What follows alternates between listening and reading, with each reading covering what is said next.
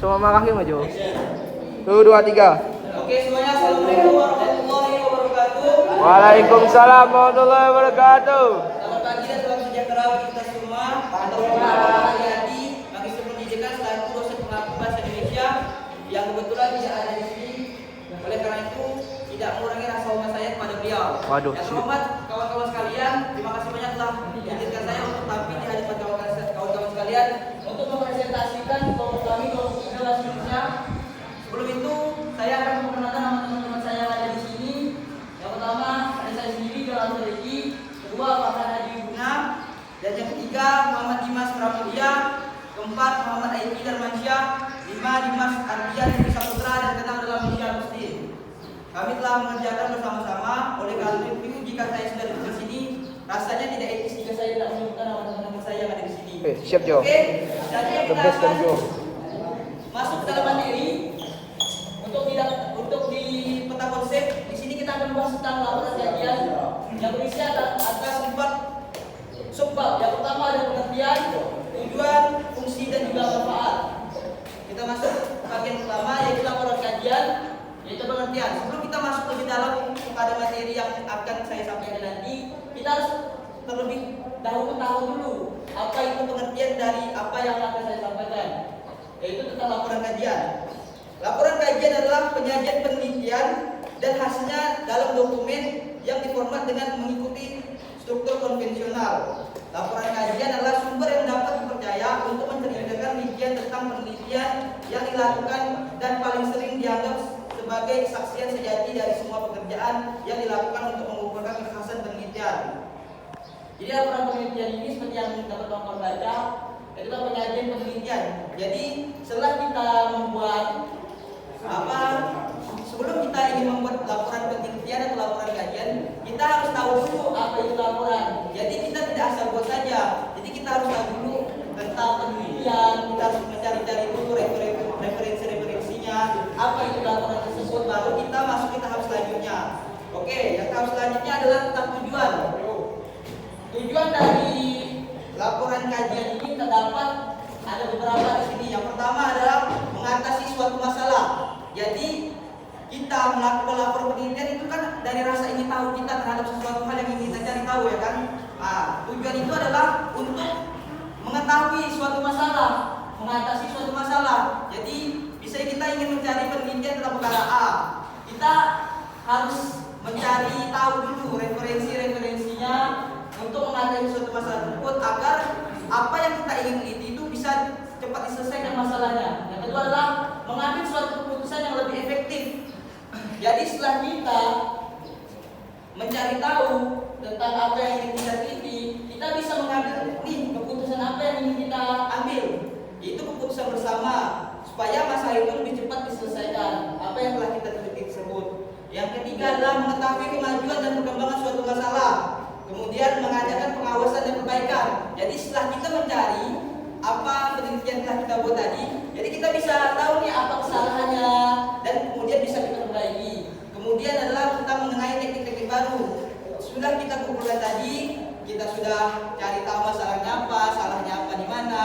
Kemudian kita bisa mencari apa nih yang baru dari penelitian yang sudah kita buat biar kita bisa berinovasi. Kemudian adalah tentang fungsi. Dari fungsinya ada beberapa. Kemudian yang pertama adalah bukti pertanggungjawaban dari pelaksanaan sebuah kegiatan. Kemudian sebagai bahan evaluasi, yang seperti saya bilang tadi, bahan evaluasi untuk pelaksanaan kegiatan selanjutnya.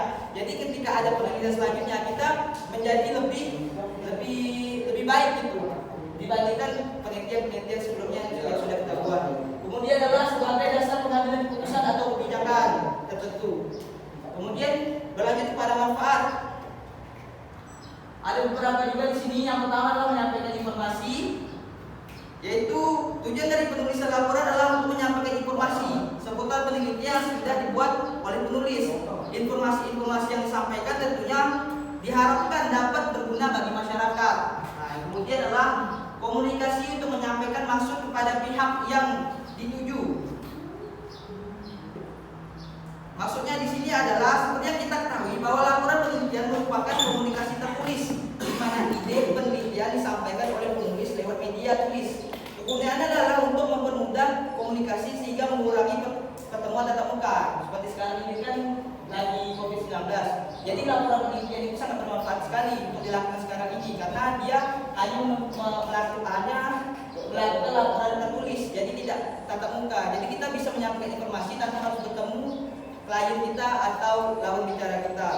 Kemudian yang terakhir adalah dokumen yang memberikan maklumat, laporan, ide kepada pembaca tentang suatu hal. Jadi ide kepada pembaca tentang suatu hal, laporan penelitian adalah sebuah dokumen sah yang membuat suatu ide untuk disampaikan kepada penulis. Kemudian selanjutnya adalah karya ilmiah. Karya ilmiah terbagi menjadi 4 seperti tadi laporan kajian. Yang pertama adalah pengertian, tujuan, fungsi dan manfaat. Selanjutnya kita membahas tentang pengertian. Sebelum kita lebih jauh, seperti biasa kita harus mengetahui dulu apa itu karya ilmiah. Seperti yang terdapat di PowerPoint yang sedang kami bikin, karya ilmiah adalah karya tulis yang dibuat untuk memecahkan suatu permasalahan dengan landasan teori dan metode-metode ilmiah. Kemudian kita lanjut kepada tujuan membuat karya ilmiah ya. Yang pertama, untuk melatih seseorang untuk mengungkapkan pemikirannya sesuai dengan hasil pengamatan penelitian yang disusun secara sistematis dalam bentuk tulisan. Kemudian yang kedua, karya ilmiah juga bertujuan untuk sebagai sumber informasi yang bermanfaat kepada para pembacanya. Kemudian yang ketiga, karya ilmiah adalah bukti nyata bahwa pelajaran memiliki pengetahuan dan potensi ilmiah untuk menghadapi dan menyelesaikan suatu masalah. Keempat, melatih keterampilan seseorang untuk melakukan sebuah penelitian ilmiah.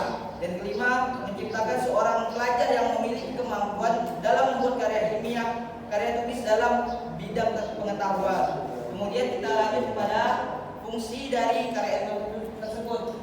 Ada 3 fungsi. Yang pertama itu adalah fungsi untuk pendidikan, yang kedua adalah fungsi untuk penelitian, yang ketiga adalah fungsi sebagai fungsi fungsional.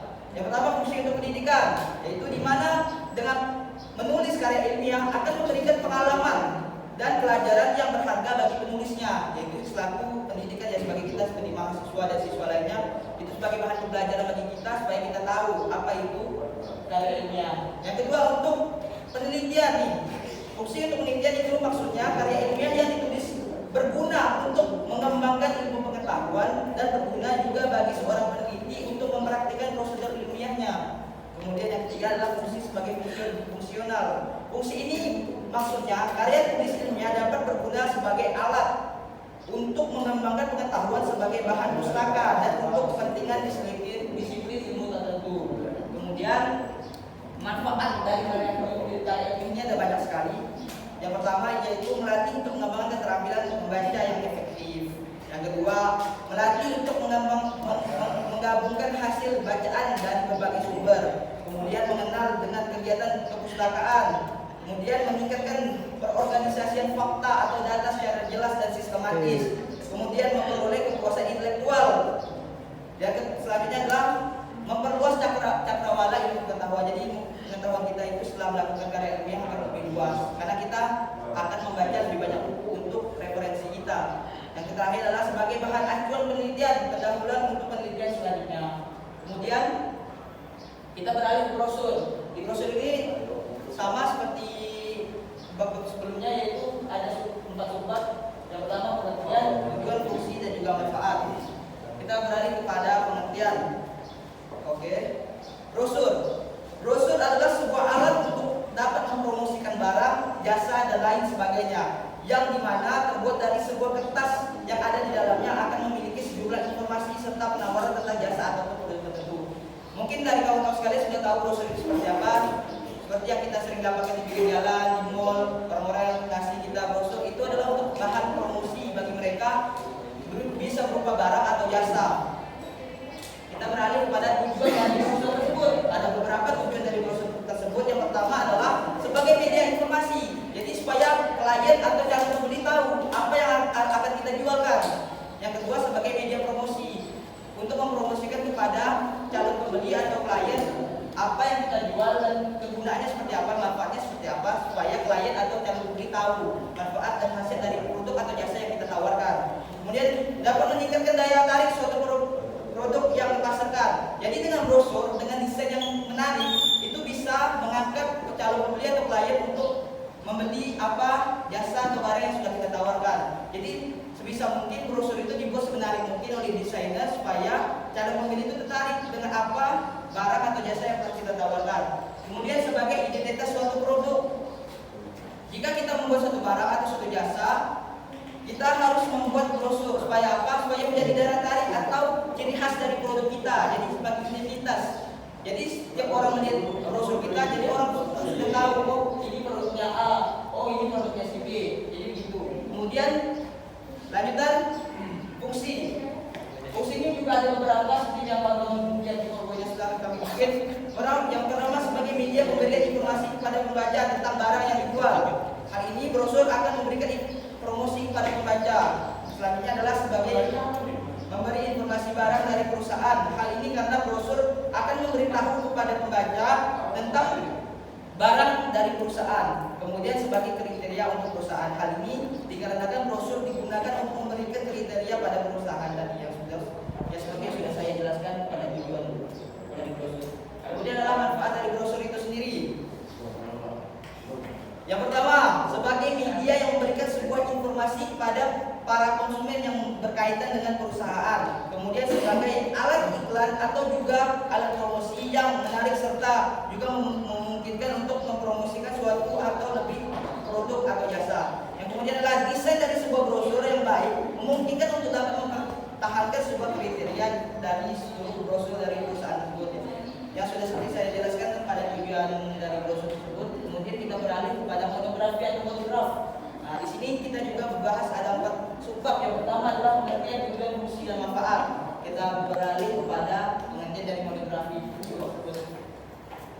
Monografi atau monograf adalah karya tulis ilmiah hasil penelitian yang luas dan detail pada sebuah topik atau subjek dengan tingkat pembahasan yang mendalam dan mengaitkan dengan berbagai pendekatan keilmuan.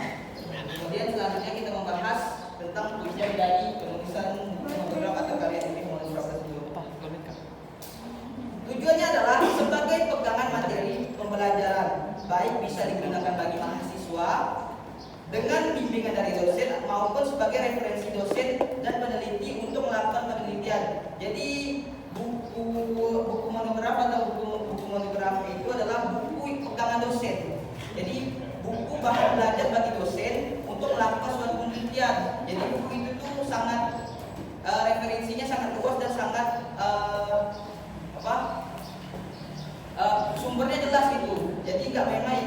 Jadi untuk menulis buku monograf itu sendiri tidak bisa dengan hanya kita sebagai mahasiswa, harus bisa S2 atau doktor karena buku ini referensinya dan jangkauannya pengalamannya sangat luas sekali. Untuk mahasiswa saja jika ingin menggunakan buku ini harus ada bimbingan dari dosen supaya tidak salah kaprah dalam membaca buku tersebut. Kemudian kita beralih kepada fungsi dari buku monograf, yaitu sebagai buku referensi dosen atau peneliti untuk melakukan penelitian yang seperti saya bilang tadi, sama fungsi dan manfaatnya kurang lebih. Dan terakhir adalah manfaat dari buku monograf tersebut atau buku monografi untuk mempermudah dosen atau peneliti dalam mencari referensi penelitian yang seperti yang sudah saya jelaskan tadi. Oke, sekian presentasi dari saya perwakilan dari kelompok 3. Assalamualaikum warahmatullahi wabarakatuh. Waalaikumsalam warahmatullahi wabarakatuh.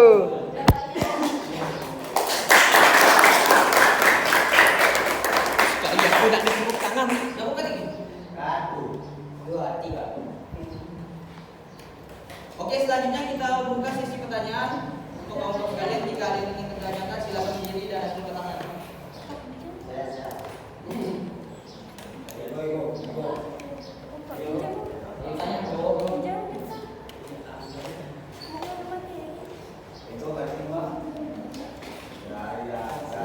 Ada yang ingin ditanyakan? Karena sudah cukup jelas.